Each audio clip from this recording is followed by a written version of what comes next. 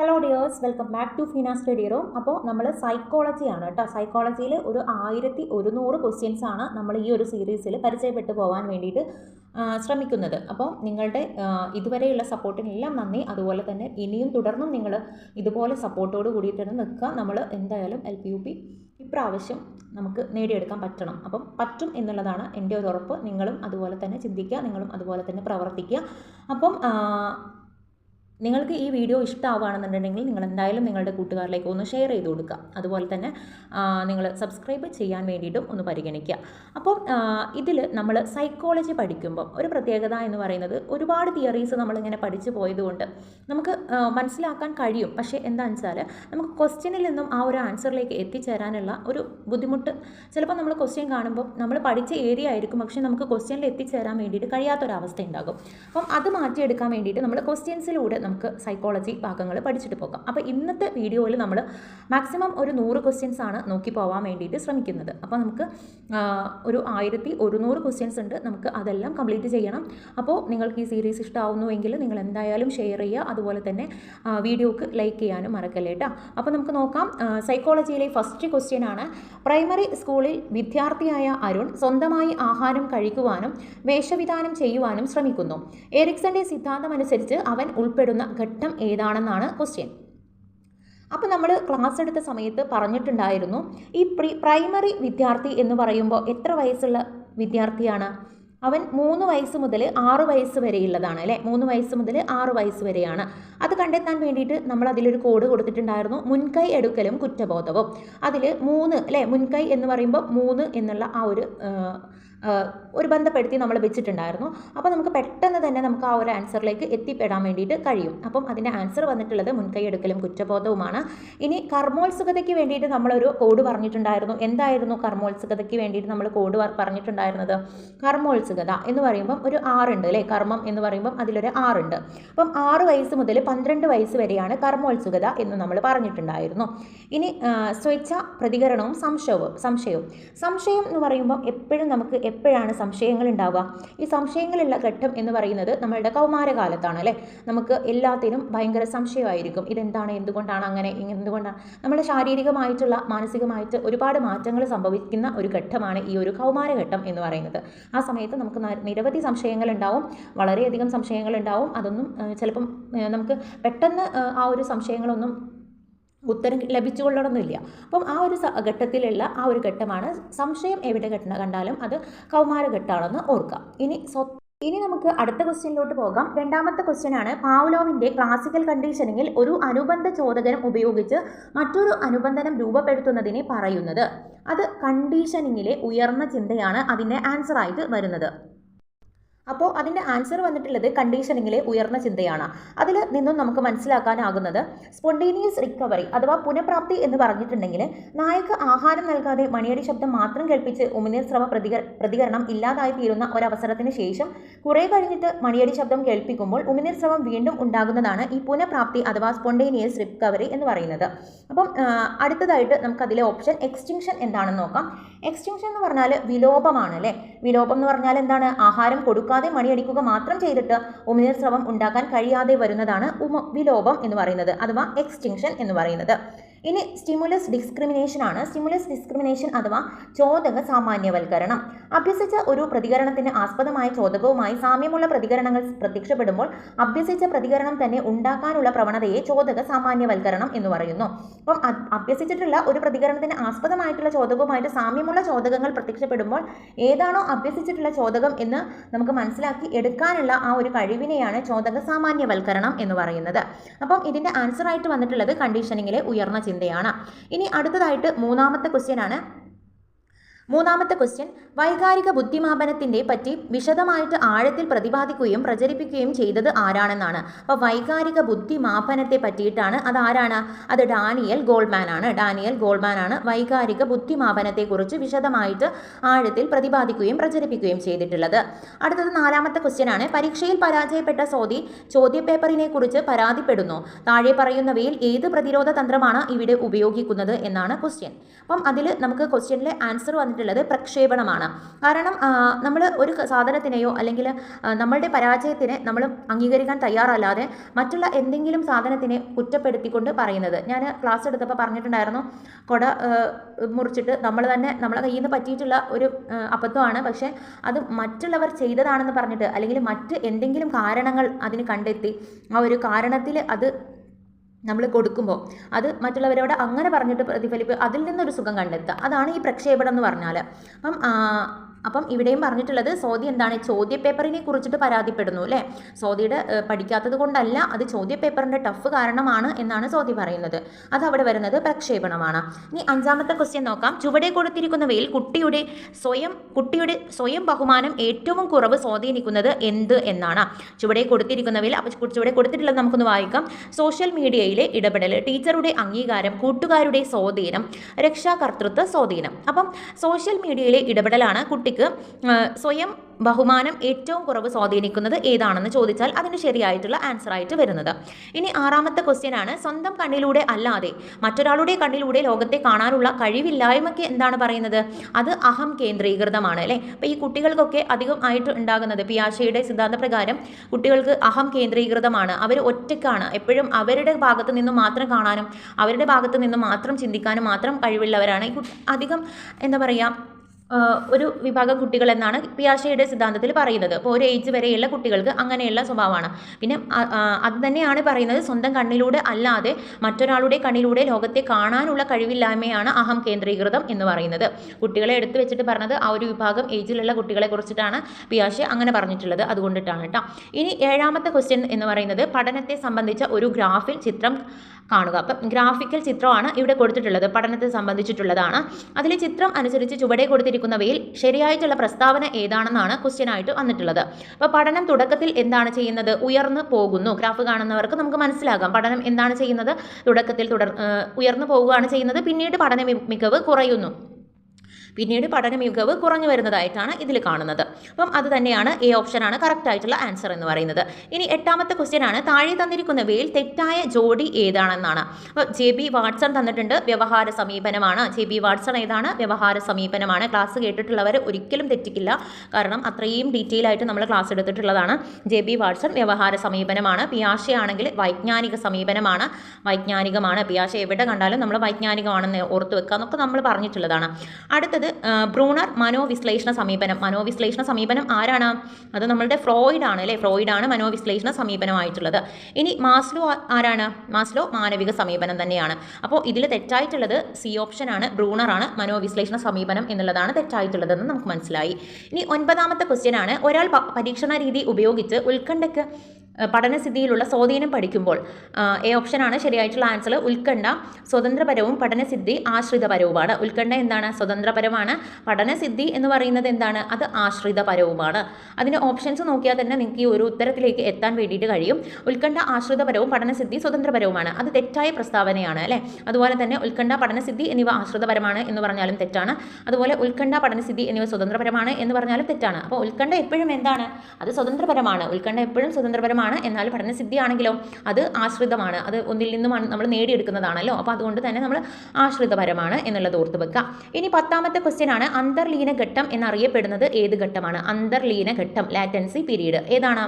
അത് പിൽക്കാല ബാല്യമാണ് അല്ലേ. അന്തർലീന ഘട്ടം എന്നറിയപ്പെടുന്ന എല്ലാം എന്താ പറയുക, നമ്മൾ ഫ്രോയിഡിൻ്റെ ഘട്ടങ്ങൾ പഠിച്ചപ്പോൾ നമ്മൾ പഠിച്ചിട്ടുള്ളതാണ്. ഈ ഒരു അന്തർലീന ഘട്ടത്തിൽ നമുക്ക് എല്ലാം ഉള്ളിൽ ഒളിപ്പിക്കുന്ന ഒരു ഘട്ടമാണ്. ആ സമയത്ത് നമുക്ക് ഒരു വികാരങ്ങളോ ഒന്നും ഇല്ലാത്ത ഒരു ഘട്ടം എന്ന് പറയുന്നത് ഈ ഒരു ഘട്ടമാണ്, പിൽക്കാല ബാല്യം എന്ന് പറയുന്നത് അല്ലേ. അപ്പം അന്തർലീന ഘട്ടം എന്താണ്? പിൽക്കാല ബാല്യമാണ്. ഇനി ഒരു പ്രത്യേക സമയത്ത് 11ാമത്തെ ക്വസ്റ്റ്യൻ ആണ്. ഒരു പ്രത്യേക സമയത്ത് അവരവരുടെ വികാരങ്ങൾ എന്തൊക്കെയാണെന്ന് അറിഞ്ഞ് അവയെ സ്വന്തം തീരുമാനങ്ങൾ എടുക്കുന്നതിനുള്ള മാർഗദർശനത്തിന് പ്രയോജനപ്പെടുത്തുക, അവരവരുടെ കഴിവുകളെ യഥാർത്ഥമായി നിർണ്ണയിക്കാനാവുക, ഉറച്ച ആത്മവിശ്വാസം വളർത്തുക. ഇത് വൈകാരിക ബുദ്ധിയുടെ സ്വഭാവം വ്യക്തമാക്കുന്ന ഏത് സവിശേഷതയിൽ പെടുന്നു? അത് അഹംബോധത്തിലാണ് അല്ലേ. കാരണം എന്താണ്? അവരവരുടെ വികാരങ്ങളെ അല്ലെങ്കിൽ അതിലെടുത്ത് പറഞ്ഞിട്ടുള്ള കാര്യങ്ങൾ എന്താണ്? അവരവരുടെ വികാരങ്ങൾ എന്തൊക്കെയാണെന്ന് അറിഞ്ഞ് അവയെ സ്വന്തം തീരുമാനങ്ങൾ എടുക്കുന്നതിനുള്ള അങ്ങനെയൊക്കെ പ്രയോജനം. അപ്പോൾ നമ്മൾ ആ ഒരു ക്വസ്റ്റ്യനിൽ തന്നെ നമുക്ക് അതിൻ്റെ ഹിൻഡ് നമുക്ക് കിട്ടും. ഏതൊരു ക്വസ്റ്റ്യൻ നമ്മൾ സൈക്കോളജി അങ്ങനെ സമീപിക്കണം. സോ ക്വസ്റ്റ്യൻ കാണുമ്പോൾ ക്വസ്റ്റ്യനിൽ നമുക്ക് എന്തെങ്കിലും ഒരു ഹിൻഡ് അതിലുണ്ടായിരിക്കും. അപ്പോൾ നമ്മൾ ആ ഒരു ഉത്തരത്തിലേക്ക് എത്തുക എന്നുള്ളതേ നമ്മളെ കൊണ്ട് സാധിക്കുള്ളൂ. കുറേ തിയറി പഠിക്കുമ്പോൾ നമുക്ക് ഇതെന്താ അങ്ങനെ കൺഫ്യൂഷൻ വരണ്ട. നമ്മൾ ക്വസ്റ്റ്യനിൽ നമുക്കൊരു ഹിൻഡ് അതിൽ നിന്ന് കിട്ടണം. അപ്പം ഇതിലെന്താണ് പറഞ്ഞിട്ടുള്ളത്? ഒരു പ്രത്യേക സമയത്ത് അവരവരുടെ വികാരങ്ങൾ എന്തൊക്കെയാണെന്ന് അറിഞ്ഞ് അവയെ സ്വന്തം തീരുമാനങ്ങൾ എടുക്കുന്നതിനുള്ള മാർഗ്ഗദർശനത്തിന് പ്രയോജനപ്പെടുത്തുക, അവരവരുടെ കഴിവുകളെ സ്വതന്ത്രമായിട്ട് യാഥാർത്ഥ്യമായിട്ട് നിർണ്ണയിക്കാനാവുക, ഉറച്ച ആത്മവിശ്വാസം വളർത്തുക, അത് വൈകാരിക ബുദ്ധിയുടെ സ്വഭാവം വ്യക്തമാക്കുന്ന ഏത് സവിശേഷതയിൽ പെടുന്നു എന്നാണ്. അത് അഹംബോധത്തിലാണ് വരുന്നത്. ഇനി ഇന്ദ്രിയങ്ങൾ ശേഖരിക്കുന്ന പ്രാഥമിക അനുഭവങ്ങൾക്ക് മുന്നനുഭവങ്ങളുടെ വെളിച്ചത്തിൽ വ്യക്തമായ കൽപ്പന നൽകുന്നതാണ് പ്രത്യക്ഷണം എന്ന് പറയുന്നത്. ഇപ്പോൾ പ്രത്യക്ഷണം എന്ന് പറഞ്ഞാൽ എന്താണ്? ഇന്ദ്രിയങ്ങൾ ശേഖരിക്കുന്ന പ്രാഥമിക അനുഭവങ്ങൾക്ക് മുന്നനുഭവങ്ങളുടെ വെളിച്ചത്തിൽ വ്യക്തമായ അർത്ഥകൽപ്പനകൾ നൽകുന്നത്. അപ്പം ആദ്യം നമ്മൾ എന്താണ് ചെയ്യുന്നത്? പ്രത്യക്ഷണത്തിലൂടെയാണ് അല്ലേ എല്ലാം കാണുന്നത്, കേൾക്കുന്നത്, അങ്ങനെയൊക്കെ പ്രത്യക്ഷണത്തിലൂടെയാണല്ലോ. അപ്പോൾ അത് ഇന്ദ്രിയങ്ങളുടെ ശേഖരണത്തിലാണ്. ഇന്ദ്രിയങ്ങൾ ശേഖരിക്കുമ്പോഴാണല്ലോ നമുക്കത് കാണാനും കേൾക്കാനും അല്ലെങ്കിൽ അറിയാനും തൊട്ട് നോക്കാം അങ്ങനത്തെ ഇതൊക്കെ ഉണ്ടാകുന്നത്. അപ്പം അത് പ്രത്യക്ഷണത്തിലൂടെയാണ് നമ്മൾ ആദ്യം തന്നെ അത് കാണുന്നതും അതിനെക്കുറിച്ച് മനസ്സിലാക്കുന്നതും. പെട്ടെന്ന് ഒരു സാധനത്തെ നമ്മൾ കാണുമ്പോൾ ആ ഒരു സാധനം എന്താണ് അല്ലെങ്കിൽ ഒരാളെ നമ്മൾ കാണുമ്പോൾ അതാരാണെന്ന് നമുക്ക് അറിയാനുള്ള ഒരു ഫസ്റ്റ് ടൈമിലല്ല നമ്മളെ ചിന്തയിലേക്ക് വരുന്നത് അത് പ്രത്യക്ഷണത്തിലൂടെ തന്നെയാണ്. ഇനി 13ാമത്തെ ക്വസ്റ്റ്യൻ ആണ്. പിയാഷെയുടെ അഭിപ്രായത്തിൽ ഒരാൾക്ക് ചിട്ടയായ പരീക്ഷണങ്ങളിലൂടെ പ്രശ്നം നിർദ്ധാരണം ചെയ്യാൻ കഴിയുന്ന ഘട്ടം ഏതാണെന്നാണ്. അത് ഔപചാരിക മനോവ്യാപാര ഘട്ടമാണ്. അപ്പോൾ പിയാഷെയുടെ ഘട്ടങ്ങൾ നമ്മൾ പഠിച്ചിട്ടുണ്ടായിരുന്നു അല്ലേ? 11 വയസ്സ് മുതലാണ് ഈ ഔപചാരിക മനോവ്യാപാര ഘട്ടം എന്ന് പറയുന്നത്. അപ്പോൾ എന്താണ്? ഒരു പൂർണ്ണതയിലെത്തി. അപ്പം പിയാഷെയുടെ ഘട്ടത്തിൽ എത്ര ഘട്ടങ്ങളുണ്ട്? ഇന്ദ്രിയ ചാലക ഘട്ടമുണ്ട് 0 to 2 വയസ്സ് വരെയാണ്. പിന്നെ പ്രാഗ് മനോവ്യാപാര ഘട്ടമുണ്ട് 2 to 7 വയസ്സ് വരെ. മൂർത്ത മനോവ്യാപാര ഘട്ടമാണെങ്കിൽ 7 to 11 വയസ്സ് വരെ. ആ ലാസ്റ്റ് ഘട്ടമാണ് ഔപചാരിക മനോവ്യാപാര ഘട്ടം. അപ്പോൾ ഈ ഒരു ലാസ്റ്റ് ഘട്ടത്തിൽ തന്നെയാണ് പിയാഷെയുടെ അഭിപ്രായത്തിൽ എന്ത് ഉള്ളത്? പിയാഷെയുടെ അഭിപ്രായത്തിൽ പരീക്ഷണങ്ങളിലൂടെ പ്രശ്നം നിർദ്ധാരണം ചെയ്യാൻ കഴിയുന്ന ഘട്ടം, പ്രശ്നം നിർദ്ധാരണം ചെയ്യാൻ സാധിക്കുന്ന ഘട്ടം ഏതാണെന്ന് ചോദിച്ചാൽ അത് ഔപചാരിക മനോവ്യാപാര ഘട്ടമാണ്. ലാസ്റ്റ് ആണ് 11 വയസ്സ് മുതലാണ് എന്ന് ഓർത്തു വെക്കുക. ഇനി 14ാമത്തെ ക്വസ്റ്റ്യൻ. ഒരു ശോധകം എന്തു നിർണ്ണയിക്കാനാണോ ഉദ്ദേശിക്കുന്നത് അത് നിർണ്ണയിക്കാനുള്ള കഴിവ് ശോധകത്തിനുണ്ടെങ്കിൽ അതിനെ പറയുന്നത് എന്താണ്? അത് സാധുതയാണ് കേട്ടോ, സാധുതയാണ്. അപ്പം ഒരു ശോധകം എന്ത് നിർണ്ണയിക്കാനാണോ ഉദ്ദേശിക്കുന്നത്, എന്തെങ്കിലും ഏതോ ഒരു ശോധകം എന്താ പറയുക, നമുക്ക് നടത്തുന്ന ആ ഒരു പരീക്ഷ അല്ലെങ്കിൽ ഒരു ശോധകം എന്ന് പറയുന്നത് എന്തിനെയാണോ നിർണ്ണയിക്കാൻ ഉദ്ദേശിക്കുന്നത് അത് തന്നെയാണ് അത് നിർണ്ണയിക്കുന്നത് എന്നുണ്ടെങ്കിൽ അതിൽ എന്താണ് അതിൻ്റെ പ്രത്യേകത എന്ന് ചോദിച്ചാൽ അത് സാധുതയാണ് എന്ന് ഓർത്തു വെക്കുക. ഇനി 15ാമത്തെ ക്വസ്റ്റ്യൻ ആണ്. അപ്പം വിശ്വാസ്യത, പ്രായോഗികത, വസ്തുനിഷ്ഠത, സാധുത എന്നുള്ള ആ ഒരു ഭാഗത്തിൽ നിന്നും വന്നിട്ടുള്ള ആ ഒരു ക്വസ്റ്റ്യൻ ആണ്. മൂല്യനിർണ്ണയത്തിൻ്റെ ശോധകങ്ങൾ, അത് നിങ്ങൾ ആ ഭാഗം നമുക്കൊന്ന് നോക്കാം. അപ്പോൾ അതിൽ ആദ്യത്തേത് നമ്മൾ സാധുത എന്താണെന്ന് തന്നെ നമുക്ക് ആദ്യമായിട്ട് നോക്കാം. ഒരു ശോധകം എന്ത് നിർണ്ണയിക്കാനാണോ ഉദ്ദേശിക്കുന്നത് അത് നിർണ്ണയിക്കാനുള്ള കഴിവിനെയാണ് ശോധകത്തിനുള്ളത് എങ്കിൽ അതിനെ സാധുത എന്നാണ് പറയുന്നത്. ഒരു ശോധകം എന്ത് നിർണ്ണയിക്കാനാണോ ഉദ്ദേശിക്കുന്നത് അത് തന്നെ നിർണ്ണയിക്കാനുള്ള കഴിവാണ് ശോധകത്തിനുള്ളത് എങ്കിൽ അതാണ് സാധുത എന്ന് പറയുന്നത്. ഇനി വിശ്വാസ്യത എന്ന് പറഞ്ഞാൽ അതിൻ്റെ അടുത്ത ഓപ്ഷൻ എന്താണ്? വിശ്വാസ്യതയാണ് അല്ലേ. അപ്പോൾ വിശ്വാസ്യത എന്ന് പറഞ്ഞാൽ ശോധകത്തിൻ്റെ സ്ഥിരതയാണ്. ഇപ്പോൾ ശോധക ഫലത്തിൻ്റെ സ്ഥിരത. ഇപ്പോൾ നമ്മളൊരു ക്വസ്റ്റ്യൻ പേപ്പർ ചെക്ക് ചെയ്യുകയാണ്, ഒരു കുട്ടിയുടെ ക്വസ്റ്റ്യൻ പേപ്പർ ചെക്ക് ചെയ്യുമ്പോൾ നമ്മൾ ക്വസ്റ്റ്യൻ പേപ്പർ ചെക്ക് ചെയ്യുമ്പോഴും പിന്നെ വേറൊരാളെടുത്ത് കൊടുത്തിട്ട് അയാളെ കൊണ്ട് നമ്മൾ ചെക്ക് ചെയ്യിപ്പിച്ചാലും അതേപോലെ തന്നെയാണ് അതിൻ്റെ ഒരു മാർക്കിൻ്റെ ആ ഒരു ലെവൽ നിൽക്കുന്നതെങ്കിൽ അതിനെയാണ് വിശ്വാസ്യത എന്ന് പറയുന്നത്. അതുപോലെ തന്നെ പ്രായോഗികം എന്താണെന്ന് നോക്കാം. ഒരു നല്ല ശോധകം എല്ലാ സന്ദർഭങ്ങളിലും പ്രായോഗിക രീതിയിൽ സമയം, സ്ഥലം, സാമ്പത്തികം എന്നിവയിൽ മെച്ചപ്പെട്ടതായിരിക്കുന്നതാണ് പ്രായോഗികം എന്ന് പറയുന്നത്. പ്രായോഗികം എന്ന് പറയുന്നത് എന്താണ്? ഒരു നല്ല ശോധകം എല്ലാ സന്ദർഭങ്ങളിലും പ്രയോഗിക്കത്തക്ക രീതിയിൽ സമയം, സ്ഥലം, സാമ്പത്തികം എന്നിവയിൽ മെച്ചപ്പെട്ടതായിരിക്കുന്നതാണ് പ്രായോഗികം എന്ന് പറയുന്നത്. അടുത്തത് വസ്തുനിഷ്ഠതയാണ്. ഒരു ചോദ്യത്തിൻ്റെ അർത്ഥവ്യാപ്തി വ്യാഖ്യാനിക്കുന്നതിലും ഉത്തരത്തിന് മാർക്കിടുന്നതിലും വ്യക്തിയുടെ ആത്മപരത സ്വാധീനം ചെലുത്താത്തതാണ് വസ്തുനിഷ്ഠത എന്ന് പറയുന്നത്. വസ്തുനിഷ്ഠത എന്താണ്? ഒരു ചോദ്യത്തിൻ്റെ അർത്ഥവ്യാപ്തി വ്യാഖ്യാനിക്കുന്നതിലും ഉത്തരത്തിന് മാർക്കിടുന്നതിലും വ്യക്തിയുടെ ആത്മപരത സ്വാധീനം ചെലുത്തുന്നതിനെ വസ്തുനിഷ്ഠത എന്ന് പറയുന്നു. ഇനി വിവേചന ശേഷി എന്ന് പറഞ്ഞാൽ ഒരു ക്ലാസ്സിലെ വിവിധ നിലവാരത്തിലുള്ള വിദ്യാർത്ഥികളെ വേർതിരിച്ചറിയാൻ സാധിക്കുന്ന രീതിയാണ് വിവേചന രീതി എന്ന് പറയുന്നത്. എത്രാമത്തെ ക്വസ്റ്റ്യൻ? 15ാമത്തെ ക്വസ്റ്റ്യൻ നമുക്ക് നോക്കാം. വാക്കുകൾക്ക് മുമ്പേ വസ്തുക്കൾ എന്ന് പറഞ്ഞ വിദ്യാഭ്യാസ ചിന്തകൻ ആരാണെന്നാണ് ക്വസ്റ്റ്യൻ. പെസ്റ്റലോസിയാണ്. അപ്പോൾ വാക്കുകൾക്ക് മുൻപേ വസ്തുക്കൾ എന്ന് പറഞ്ഞിട്ടുള്ളത് ആരാണ്? അത് പെസ്റ്റലോസിയാണ്. പെസ്റ്റലോസി. 16ാമത്തെ ക്വസ്റ്റ്യൻ, താഴെ പറയുന്നവയിൽ ശരിയായ ജോഡി ഏത് എന്നാണ്. പ്രയോഗം വൈജ്ഞാനിക മേഖല. പ്രയോഗം എന്താണ്? വൈജ്ഞാനിക മേഖലയാണ് അല്ലേ.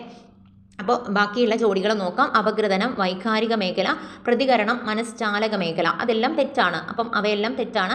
എന്നാൽ പ്രയോഗം വൈജ്ഞാനിക മേഖലയാണ് കറക്റ്റായിട്ടുള്ള പ്രസ്താവന എന്ന് പറയുന്നത്.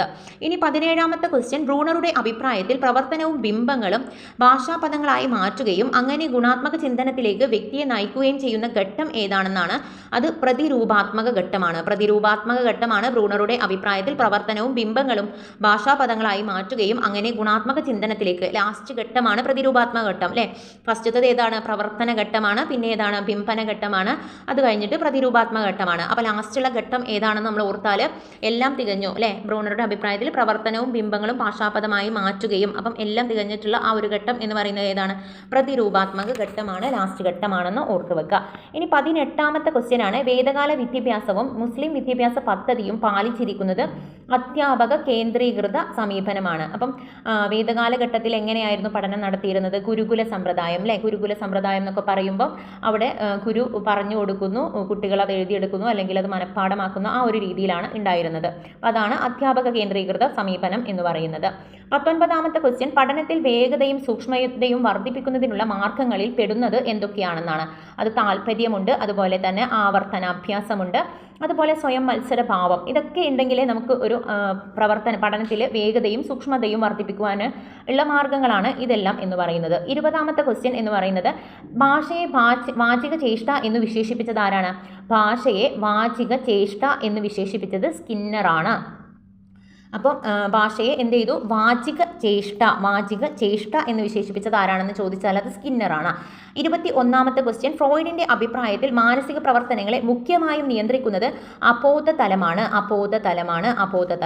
22ാമത്തെ ക്വസ്റ്റ്യൻ, പൊരുത്തപ്പെടലിന്റെ കാലം എന്നറിയപ്പെടുന്നത് ഏതാണ്? അത് പിൽക്കാല ബാല്യമാണ്. എല്ലാം പൊരുത്തപ്പെടലിന്റെ ഒരു കാലമാണ് അല്ലേ. ആദ്യ കാലഘട്ടത്തിലൊക്കെ നമുക്ക് ഭയങ്കര വാശിയും എല്ലാം കിട്ടുന്നതിനൊക്കെ വേണ്ടിയിട്ട് ഭയങ്കര വാശിയായിരിക്കും. പിന്നീട് എന്താണ്?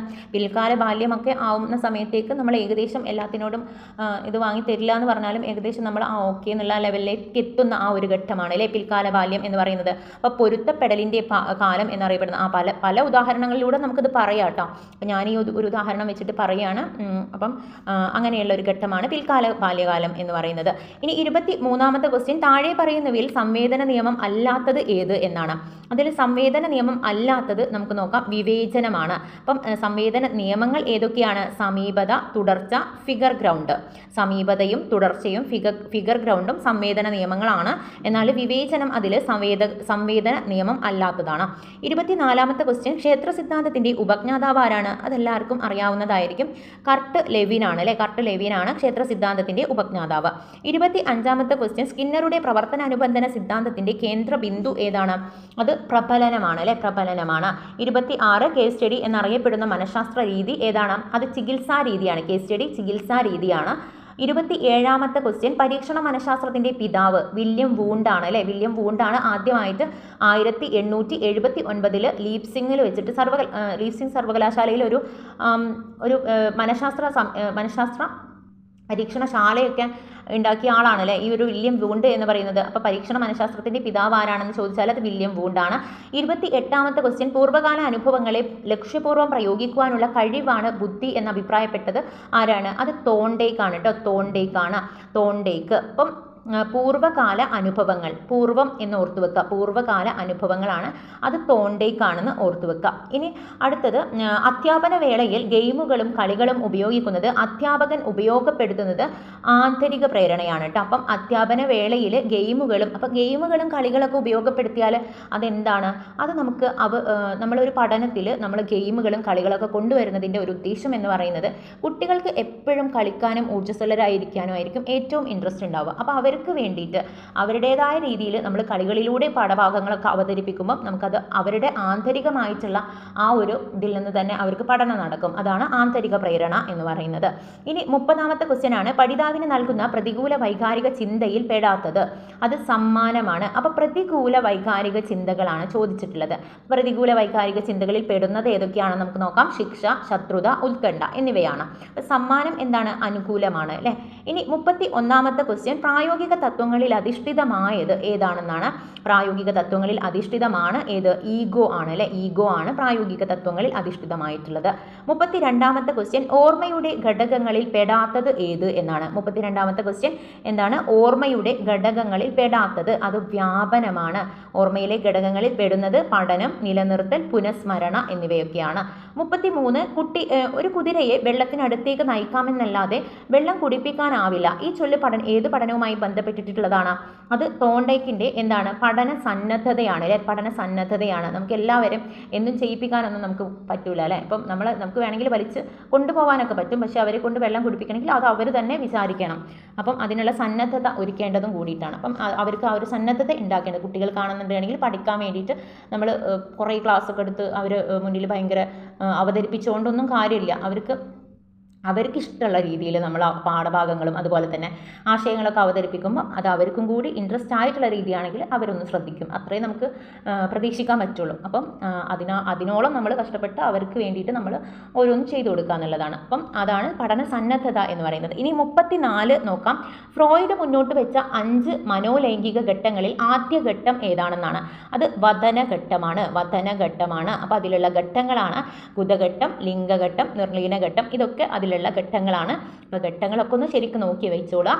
ഇനി 35ാമത്തെ ക്വസ്റ്റ്യൻ, ഒരു സാമൂഹിക സംഘത്തിലെ അംഗങ്ങൾ തമ്മിലുള്ള സാമൂഹിക ബന്ധങ്ങൾ നിർണ്ണയിക്കുന്നതിന് വേണ്ടിയുള്ള ഒരു തന്ത്രമാണ്. എന്താണത്? അത് സമൂഹമിതിയാണ് അല്ലേ. സോഷ്യോമെട്രിയാണ്. ഒരു സാമൂഹിക സംഘത്തിലെ അംഗങ്ങൾ തമ്മിലുള്ള സാമൂഹിക ബന്ധങ്ങൾ നിർണ്ണയിക്കുന്നതിന് വേണ്ടിയുള്ള തന്ത്രം ഏതാണെന്ന് ചോദിച്ചാൽ അത് സാമൂഹിക മിതിയാണ്. ഇനി 36ാമത്തെ ക്വസ്റ്റ്യൻ, പഠനത്തിൽ സംഭവിക്കുന്ന ഒരേ നിരക്കിലുള്ള പുരോഗതിയെ കാണിക്കുന്ന പഠനവക്രം അതേതാണ്? ഋജുരേഖാവക്രമാണ്. അപ്പോൾ നമുക്ക് പഠനവക്രങ്ങൾ ഏതൊക്കെയാണെന്നൊന്ന് നോക്കിയിട്ട് പോവാട്ടോ. പഠനവക്രങ്ങൾ എന്ന് പറയുമ്പോൾ ഫസ്റ്റത്തെ പഠനവക്രമാണ് ഋജുരേഖാവക്രം. ഋജുരേഖാവക്രം എന്ന് പറഞ്ഞാൽ എന്താണ്? പഠനത്തിൽ സംഭവിക്കുന്ന ഒരേ നിരക്കിലുള്ള പുരോഗതി. അത് പഠനത്തോതും സമയവും എക്സക്ഷൻ സമയമാണെങ്കിൽ പഠനത്തോത് വൈയക്ഷമാണെങ്കിൽ അത് 0യിൽ നിന്നും നേരെ മുകളിലേക്ക് പോകുന്നതാണ് ഋജുരേഖാവക്രം എന്ന് പറയുന്നത്. പഠനത്തിൽ സംഭവിക്കുന്ന ഒരേ നിരക്കിലുള്ള പുരോഗതിയാണ് അത് കാണിക്കുന്നത്. ഇനി ഉന്മധ്യവക്രമാണെങ്കിൽ ഉന്മധ്യവക്രം എങ്ങനെയാണുള്ളത്? അത് പ്രാരംഭഘട്ടത്തിലെ പഠനം ത്വരിതഗതിയിലുള്ള പുരോഗതിയെ കാണിക്കുകയും ക്രമേണ മന്ദഗതിയിലാകുകയും ചെയ്താൽ അതിൻ്റെ രേഖയാണ് ഋണത്വരണവക്രം അല്ലെങ്കിൽ ഉന്മധ്യവക്രം എന്ന് പറയുന്നത്. ഇപ്പോൾ നിങ്ങൾ ഈ ഒരു ചിത്രത്തിൽ കണ്ടില്ലേ, ഈ ഒരു ഗ്രാഫിൽ കണ്ടില്ലേ, ഇതേപോലെ തന്നെയാണ് ഉന്മധ്യവക്രം എന്ന് പറഞ്ഞാൽ. ആദ്യം പഠനം നല്ല പുരോഗതിയിലായിരിക്കും, എന്നാൽ പിന്നീട് അത് കുറഞ്ഞു വരുന്ന ആ ഒരു ഘട്ടം. ഇനി നദ്ധമധ്യവക്രം എന്ന് പറഞ്ഞാൽ ആദ്യഘട്ടത്തിൽ പഠന പുരോഗതി മന്ദമായിരിക്കുകയും ക്രമേണ വർദ്ധിക്കുകയും ചെയ്യുമ്പോൾ അതിൻ്റെ ലേഖ ധനധരണ പഠനവക്രം എന്ന് പറയുന്നു. അപ്പോൾ നദ്ധമധ്യവക്രം എന്ന് പറഞ്ഞാൽ എന്താണ്? ആദ്യ സമയത്ത് വളരെ കുറഞ്ഞ രീതിയിൽ ഇങ്ങനെ പഠനം മുന്നോട്ട് പോയിട്ട് പിന്നെ അതിങ്ങനെ മുകളിലേക്ക് വരുന്ന ആ ഒരു രീതിയാണ്. ഇനി സമ്മിശ്രവക്രം എന്ന് പറഞ്ഞാൽ എന്താണ്? സമ്മിശ്രവക്രം പഠനം വളരെ താഴ്ന്ന നിരക്കിൽ തുടങ്ങിയിട്ട് ത്വരിതഗതിയിൽ പുരോഗമിച്ച് വീണ്ടും മന്ദഗതിയിലാകുന്നു, പിന്നെയും പുരോഗമിക്കുന്നു, പിന്നെയും മന്ദഗതിയിലായിരിക്കുന്നു. അപ്പോൾ അത് പോകുന്ന ആ ഒരു കർവ് എന്ന് പറയുന്നത് എസ് ടൈപ്പിലാണ് അല്ലേ. അതിങ്ങനെ ആ ഒരു രീതിയിലാണ് പോകുന്നത്. എന്നാൽ പഠന പീഠസ്ഥലി എന്ന് പറഞ്ഞാൽ എന്താണ്? പ്രകടമായ പഠന പുരോഗതി രേഖപ്പെടുത്താൻ കഴിയാത്ത ഒരു ഘട്ടത്തെയാണ് പഠന പീഠസ്ഥലി സൂചിപ്പിക്കുന്നത്. അപ്പോൾ പഠന പീഠസ്ഥലിയിൽ ഘട്ടത്തിലെത്തുമ്പോൾ പഠനവക്രം എക്സ് അക്ഷത്തിന് സമാന്തരമായിട്ട് ഒരു രേഖാഖണ്ഡത്തിന്റെ രൂപത്തിലായിരിക്കും. പിന്നെ തിരശ്ചീലമായിട്ടുള്ള ഇത്തരം രേഖാഖണ്ഡങ്ങളാണ് പഠന പീഠസ്ഥലികൾ എന്ന് പറയുന്നത്. ഇരു പീഠസ്ഥലി കഴിഞ്ഞാൽ ക്രമേണ വീണ്ടും പുരോഗതി കാണപ്പെടുന്നു, പിന്നെയും അതുപോലെ തന്നെ ആകുന്നു. ആ ഒരു ഇതാണ് പഠന പീഠസ്ഥലി എന്ന് പറയുന്നത്. അപ്പോൾ നമ്മൾ എല്ലാ വിധത്തിലുള്ള നോക്കിയിട്ടുണ്ട് കേട്ടോ. അപ്പോൾ എല്ലാ കർവുകളും നമ്മൾ നോക്കി.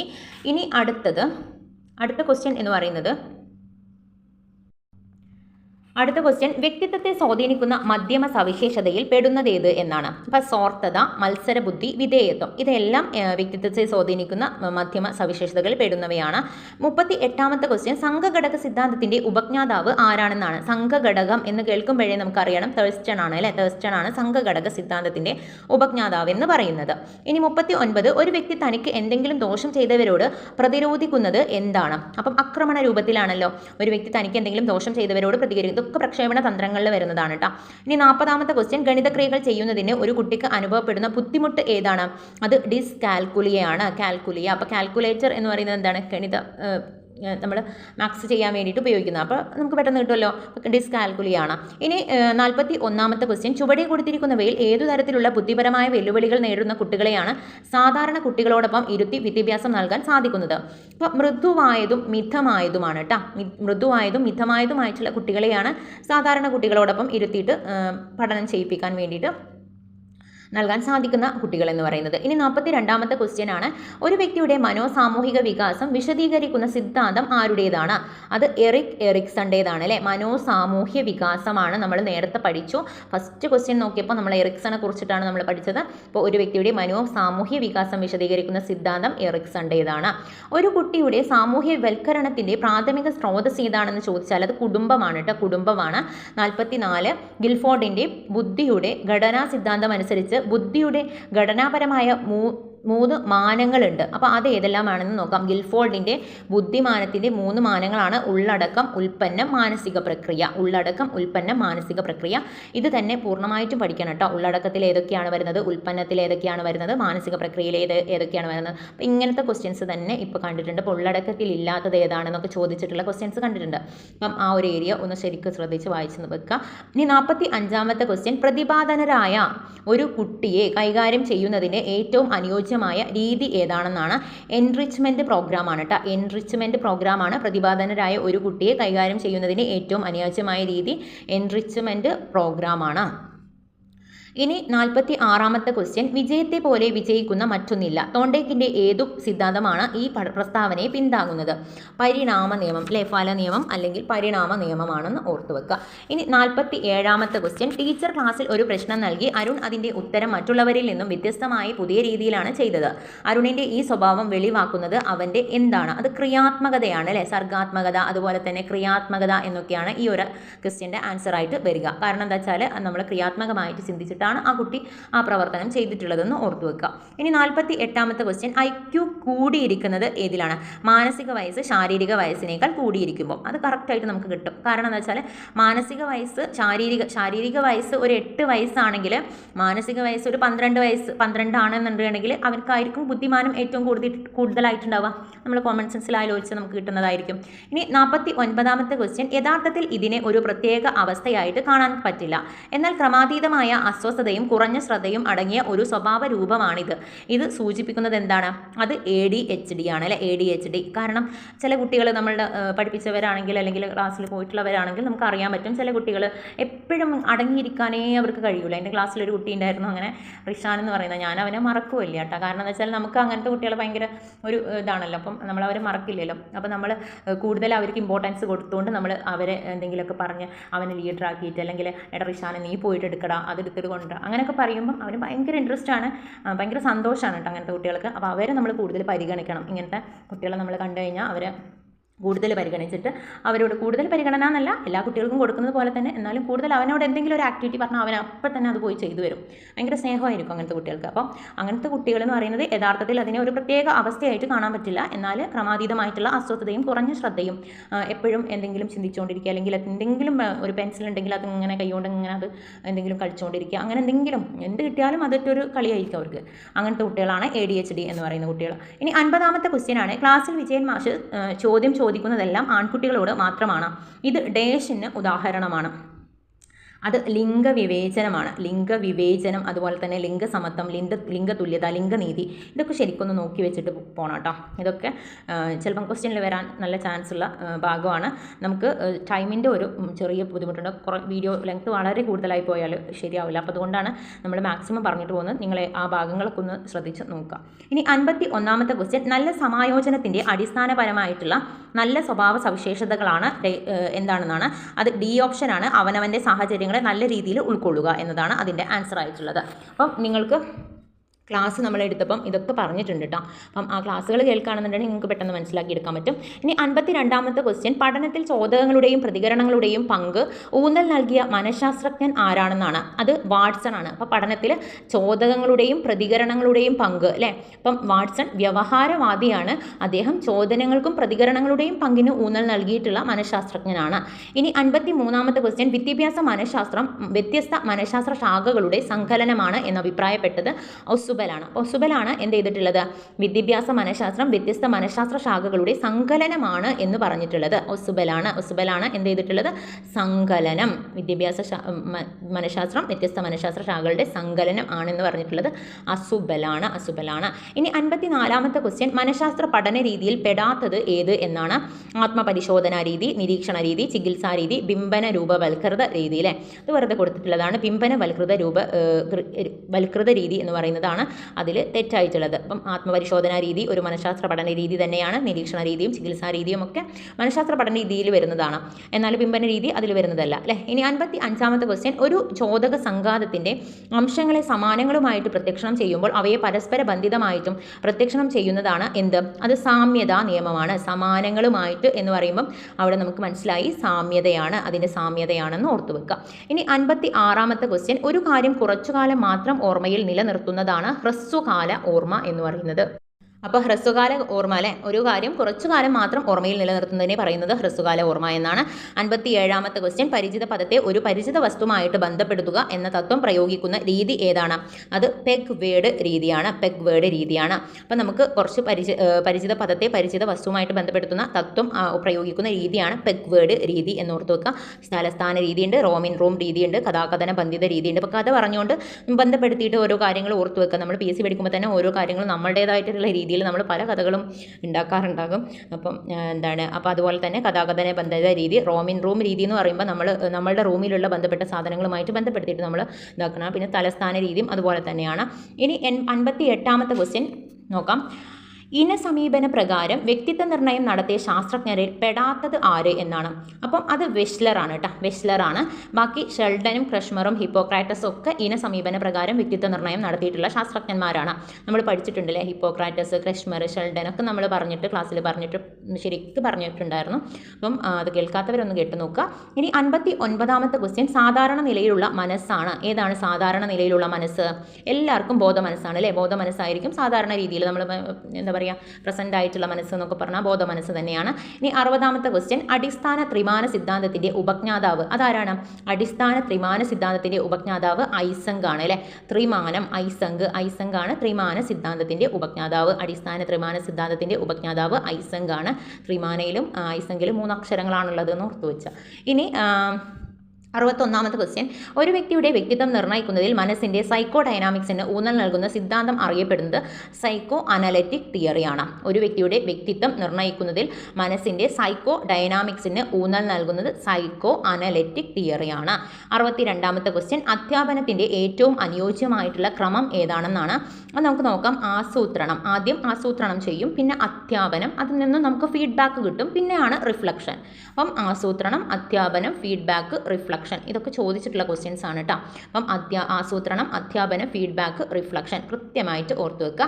ഇനി 63ാമത്തെ ക്വസ്റ്റ്യൻ, സാർവലൗകിക ഭാഷാ വ്യാകരണത്തിലൂടെ ഭാഷാ ഘടകങ്ങളും വ്യാകരണങ്ങളും കുട്ടിയുടെ മനസ്സിൽ വളരുകയാണ് എന്ന് സൂചിപ്പിച്ചത് ഡാഷ് ആണ്. അത് നോം ചോംസ്കി ആണ്. അപ്പം സാർവലൗകിക ഭാഷാ വ്യാകരണങ്ങളിലൂടെ എന്നൊക്കെ പറഞ്ഞാൽ തന്നെ ഈ സാർവലൗകികം എന്ന് പറഞ്ഞിട്ടുണ്ടെങ്കിൽ അപ്പം നമുക്ക് നോം ചോംസ്കി ആണെന്ന് കണക്ട് ചെയ്തിട്ട് വെക്കുക. അപ്പം നമ്മൾ പെട്ടെന്ന് തന്നെ ആൻസറിലേക്ക് എത്തിപ്പെടാൻ വേണ്ടിയിട്ടാണ് കേട്ടോ ഇങ്ങനത്തെ ഹിൻറ്റുകളൊക്കെ നമ്മൾ ക്വസ്റ്റ്യനിൽ നിന്നും കണ്ടെത്തുന്നത്. അപ്പോൾ നമ്മളത് വായിക്കുന്ന സമയത്ത്, തിയറി പഠിക്കുന്ന സമയത്ത് തന്നെ നമ്മൾ ഏതൊക്കെ വാക്കുകളാണ് നോം ചോംസ്കിക്കുള്ളത്, അല്ലെങ്കിൽ വൈഗോട്സ്കി വരുമ്പോൾ ഏതൊക്കെയാണ്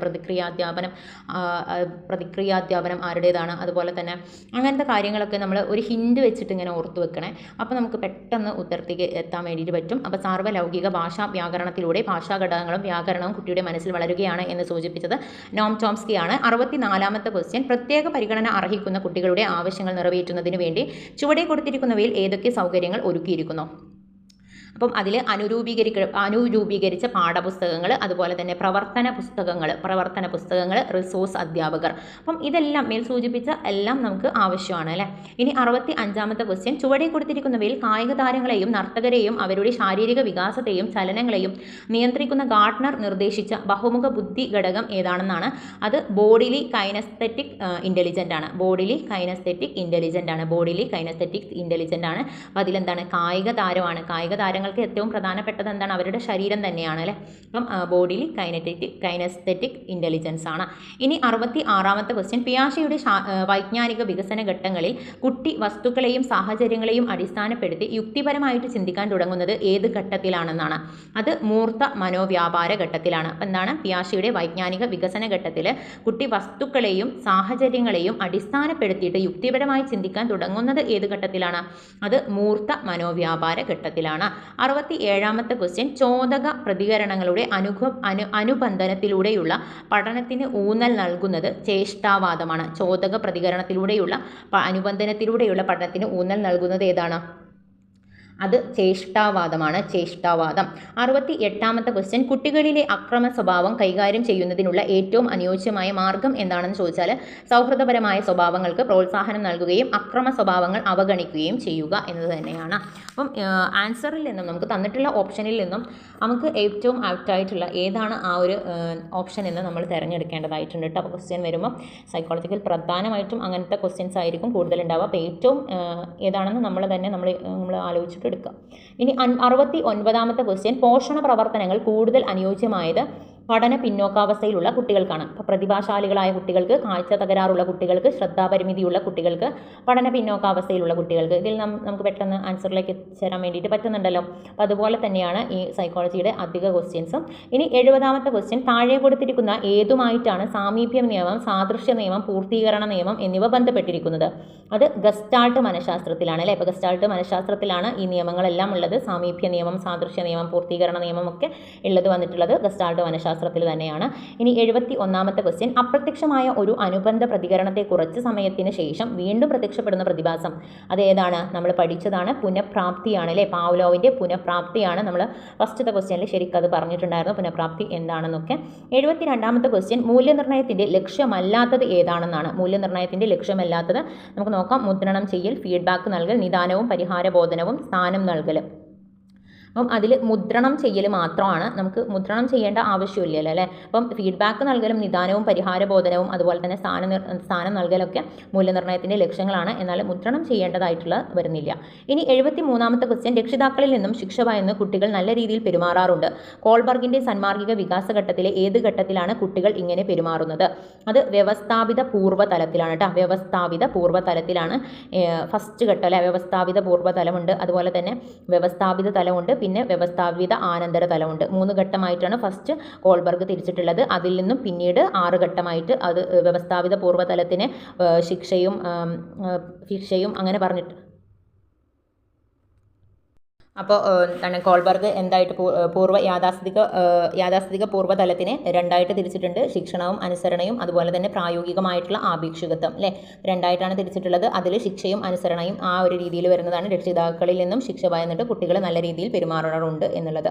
ഇനി 74ാമത്തെ ക്വസ്റ്റ്യൻ, ശ്രമപരാജയ സിദ്ധാന്തം ആവിഷ്കരിച്ചത് ആരാണെന്നാണ്. അത് തോണ്ടേക്കാണെന്ന് നമുക്കറിയാം. 75ാമത്തെ ക്വസ്റ്റ്യൻ നോക്കാം. സാമൂഹിക വൈകാരിക വികസനങ്ങളിൽ അപസമായോജനങ്ങൾ ഉണ്ടാകാനുള്ള സാധ്യതയുള്ള വിഭാഗം ഏതാണ്? അത് മാനസിക മാന്ദ്യമുള്ളവരാണ് കേട്ടോ. മാനസിക മാന്ദ്യമുള്ളവർക്കാണ് സാമൂഹിക വികസനങ്ങളിൽ അപസമായോജനതകൾ ഉണ്ടാകാനുള്ള സാധ്യത ഉള്ള വിഭാഗം എന്ന് പറയുന്നത്. 76ാമത്തെ ക്വസ്റ്റ്യൻ, പരിഹാര ബോധനത്തിനായി കുട്ടികളുടെ പഠന പ്രശ്നങ്ങൾ കണ്ടെത്താൻ ഉപയോഗിക്കുന്ന ടെസ്റ്റ് ഏതാണെന്നാണ്. അത് നിദാന ശോധകമാണ്. 77 വളരെ വർഷങ്ങൾക്ക് മുമ്പ് പഠിപ്പിച്ച അധ്യാപികയുടെ പേര് ഓർത്തുവെക്കുന്നത് ഏത് തരത്തിലുള്ള സ്മരണയാണെന്നാണ്. അത് സ്ഥിര സ്മരണയാണ്. 78 കുട്ടികളിലെ വൈകാരിക രൂപമാതൃകകളിൽ പെടുന്നത് അത് ഭയം, ആകുലത, പ്രിയം. ഇതെല്ലാം കുട്ടികളിലെ വൈകാരിക രൂപമാതൃകകളിൽ പെടുന്നവയാണ്. 79 പ്ലേറ്റോ സ്ഥാപിച്ച തത്വചിന്ത പാഠശാല പ്ലേറ്റോ അക്കാദമിയാണ് സ്ഥാപിച്ചിട്ടുള്ളത്. 80 മന്ദബുദ്ധി വിഭാഗക്കാരുടെ IQ എന്ന് പറയുന്നത് 70 താഴെയാണ്. മന്ദബുദ്ധി വിഭാഗത്തിൻ്റെ IQ 70 താഴെയാണ്. 81 അനുക്രമ പഠന പദ്ധതിയുടെ ആരുടെ സംഭാവനയാണ്? ഒസുബലിൻ്റെതാണ് കേട്ടോ. അനുക്രമ പഠന പദ്ധതി ആരുടേതാണ്? അനുക്രമ പഠന പദ്ധതി എന്താണ്? സീക്വൻഷ്യൽ കരിക്കുലാണ് അല്ലേ. അനുക്രമ പഠന പദ്ധതി എന്ന് പറഞ്ഞിട്ട് തന്നെ ഓർത്തു വെക്കുക. അനുക്രമ പഠന പദ്ധതി ആരുടേതാണ്? ഒസുബലിൻ്റേതാണ്. ഇനി 82 പഠന വൈകല്യങ്ങൾക്ക് അടിസ്ഥാന കാരണമാകാവുന്ന ഘടകം എന്താണെന്നാണ്? അത് പാരമ്പര്യമാണ്. പഠന വൈകല്യങ്ങൾക്ക് അടിസ്ഥാനപരമായിട്ടുള്ള കാരണം എന്താണെന്ന് ചോദിച്ചാൽ അത് പാരമ്പര്യമാണ്. ചേരുംപടി ചേർക്കുക എന്നുള്ള ഒരു ക്വസ്റ്റ്യനാണ്. ഒസുബൽ ക്ലാസിക്കൽ കണ്ടീഷനിങ്, പാവ്ലോവ് അർത്ഥവത്തായ പഠനം, സ്കിന്നർ ഇൻസെറ്റ്ഫുൾ പഠനം, കോഹ്ലർ ഓപ്പറൻറ്റ് കണ്ടീഷനിങ്. അപ്പം ഒസുബൽ എന്താണ് ഇതിൽ വരുന്നത്? അർത്ഥവത്തായ പഠനം. ആരാണ്? അർത്ഥവത്തായ പഠനം അതുപോലെ അനുക്രമ പഠന പദ്ധതിയൊക്കെ അവതരിപ്പിച്ചിട്ടുള്ളത് ആരാണ്? ഒസുബലാണ്. ഇനി ബി ആണ് പാവ്ലോവാണ്. പാവ്ലോവ് എന്താണ്? ക്ലാസിക്കൽ കണ്ടീഷനിങ് ആണ് അല്ലേ? ക്ലാസിക്കൽ കണ്ടീഷനിങ് ആണ്. സി ആണ് അടുത്തത് സ്കിന്നറാണ്. സ്കിന്നർ എന്താണ്? ഓപ്പറൻറ്റ് കണ്ടീഷനിങ് ആണ് അല്ലേ? പ്രബലനം ഒക്കെ ഓപ്പറൻറ്റ് കണ്ടീഷനിങ്, പ്രബലനം ഒക്കെ ആരാണ്? സ്കിന്നറാണ്. ഇനി ഡി ഓപ്ഷൻ ആണ് കോഹ്ലറാണ്. കോഹ്ലർ എന്താണ് ചെയ്തിട്ടുള്ളത്? ഇൻസെറ്റ്ഫുൾ പഠനമാണ്. ഇൻസെറ്റ്ഫുൾ പഠനം ആരാണെന്ന് ചോദിച്ചാൽ ഇൻസൈറ്റ് എന്ന് പറഞ്ഞാൽ ഉള്ളിൽ നിന്നുള്ളത് അല്ലേ? അപ്പം എന്താണ് ഇൻസൈറ്റ്ഫുൾ പഠനം എന്താണ്? അത് കോഹ്ലറിൻ്റേതാണ്. ഇനി 84ാമത്തെ ക്വസ്റ്റ്യൻ, കൗമാരകാലത്തെ സാമൂഹിക മാറ്റങ്ങളിൽ ഉൾപ്പെടുന്നത് മുതിർന്നവരെ പോലെയുള്ള പെരുമാറ്റമാണ്. താഴെ പറയുന്നവയിൽ സമഗ്രതാവാദ സിദ്ധാന്തവുമായി ബന്ധമില്ലാത്തത് ഏത് എന്നാണ്? അത് സ്കിന്നറാണ്. താഴെ പറയുന്നതിൽ സമഗ്രതാവാദ സിദ്ധാന്തവുമായിട്ട് ബന്ധമില്ലാത്തത് ആരാണ്? അത് സ്കിന്നറാണ്. അപ്പം അതിൽ ബാക്കിയുള്ള ഓപ്ഷൻസ് നോക്കിയാൽ നമുക്ക് മനസ്സിലാവും. കർട്ട് കോഫ്കെ ആണെങ്കിലും മാക്സ് വെർത്തിമർ ആണെങ്കിലും വുൾഫ് ഗാങ് കോഹ്ലർ ആണെങ്കിലും ഒക്കെ എന്താണ് സമഗ്രതാവാദ സിദ്ധാന്തവുമായി ബന്ധപ്പെട്ടിട്ടുള്ളവരാണ്. 86ാമത്തെ ക്വസ്റ്റ്യൻ, അനു നല്ല നേതൃപാടവവും സഹപാഠിയുമായി നല്ല ബന്ധം നിലനിർത്താൻ കഴിവുള്ള കുട്ടിയാണ്. അവൾക്കുള്ളത് എന്താണെന്നാണ്? അത് വ്യക്ത്യാന്തര ബുദ്ധിയാണ്. അപ്പം നേതൃപാഠവുമുണ്ട്, സഹപാഠികളുമായിട്ട് നല്ല ബന്ധം, മറ്റുള്ളവരോട് നന്നായിട്ട് പെരുമാറാൻ കഴിയുന്നത് വ്യക്ത്യാന്തര ബുദ്ധിയാണ്. 87ാമത്തെ ക്വസ്റ്റ്യൻ, പഠനത്തെക്കുറിച്ചുള്ള ഉൾക്കാഴ്ച സിദ്ധാന്തം പ്രചരിപ്പിച്ചത് അത് കോഹ്ലറാണ് പഠനത്തെക്കുറിച്ചുള്ള ഉൾക്കാഴ്ച സിദ്ധാന്തം അല്ലേ? ഇനി 88ാമത്തെ ക്വസ്റ്റ്യൻ, കുട്ടികളുടെ വളർച്ചയും വികാസവും ബന്ധപ്പെട്ട ചില പ്രത്യേകതകളാണ് താഴെ കൊടുത്തിരിക്കുന്നത്. ശാരീരിക വളർച്ച ക്രമീകൃതമാകുന്നു, കാരണങ്ങൾ കണ്ടെത്താനുള്ള കരുത്ത് ആർജിക്കുന്നു, വികാരങ്ങൾ നിയന്ത്രിക്കാൻ പഠിക്കുന്നു. ഇവ കുട്ടിയുടെ വളർച്ചയും വികാസവും ബന്ധപ്പെട്ട ഏത് ഘട്ടത്തിൻ്റെ പ്രത്യേകതകളാണ്? അപ്പം അതെന്ന് പറയുന്നത് അന്ത്യബാല്യത്തിലേതാണ് അല്ലേ? അന്ത്യബാല്യത്തിലെ പ്രത്യേകതകളാണ് ഈ പറഞ്ഞിരിക്കുന്നത്. ശാരീരിക വളർച്ച ക്രമീകൃതമാകുന്നു, കാരണങ്ങൾ കണ്ടെത്താനുള്ള കരുത്ത് ആർജിക്കുന്നു, വികാരങ്ങൾ നിയന്ത്രിക്കാൻ പഠിക്കുന്നു. അവ കുട്ടിയുടെ ഏത് ഘട്ടത്തിൽ വളരുന്നതാണ്? അത് അന്ത്യബാല്യത്തിലാണ് ഈ പ്രത്യേകതകളെല്ലാം വരുന്നത്. 89ാമത്തെ ക്വസ്റ്റ്യൻ, പഠന സിദ്ധാന്തങ്ങളെ അടിസ്ഥാനപ്പെടുത്തി കൈത്താങ് നൽകൽ എന്നാൽ എന്താണെന്നാണ്? അത് കുട്ടിക്ക് മുതിർന്നവരോ അധ്യാപകരോ നൽകുന്ന പിന്തുണയാണ് കൈത്താങ് എന്ന് പറയുന്നത്. 90ാമത്തെ ക്വസ്റ്റ്യൻ ആണ് കേട്ടോ. അടുത്തതായിട്ട് നോക്കുന്നത് 90ാമത്തെ ക്വസ്റ്റ്യൻ ആണ്.